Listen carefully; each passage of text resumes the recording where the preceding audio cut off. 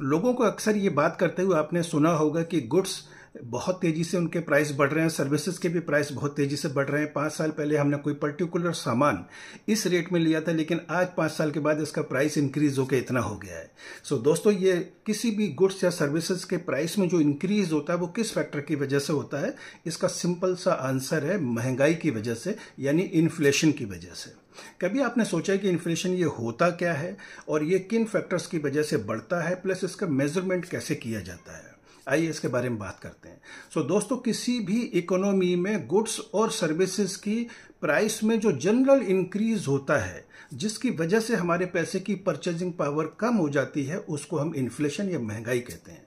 इसका मेजरमेंट हमेशा परसेंट में किया जाता है। आइए एक एग्जांपल से समझते हैं। मान लीजिए आज आप ये पेन लेके जाते हैं, पेन जो है वो लेने जाते हैं, आपके पास 100 रुपीज़ है और इस पेन का प्राइस है 10 रुपीज़। तो आज 100 रुपीज़ में से आप ये 10 पेन खरीद सकते हैं।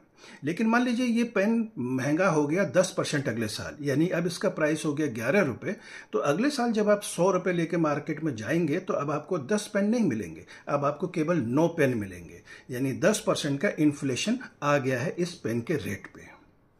ठीक ऐसे ही जो है वो चीज़ों के रेट बढ़ते हैं दोस्तों। ये इन्फ्लेशन मेजरली 2 फैक्टर्स की वजह से बढ़ता है। पहला फैक्टर है डिमांड पुल फैक्टर और दूसरा है कॉस्ट पुश फैक्टर।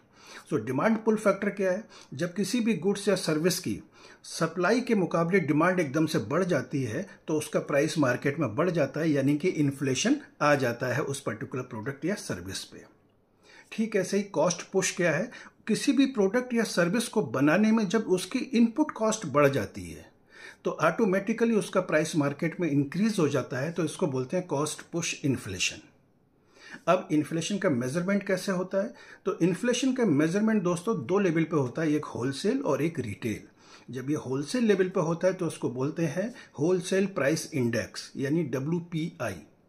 और जब ये रिटेल लेवल पे होता है तो उसको बोलते हैं कंज्यूमर प्राइस इंडेक्स, यानी CPI। दोस्तों, तो आप जब भी अपनी फाइनेंशियल प्लानिंग कर रहे हैं तो उसमें इन्फ्लेशन को फैक्टर इन करना ना भूलें, वही सबसे अच्छी प्लानिंग मानी जाएगी। Thank you, all the best.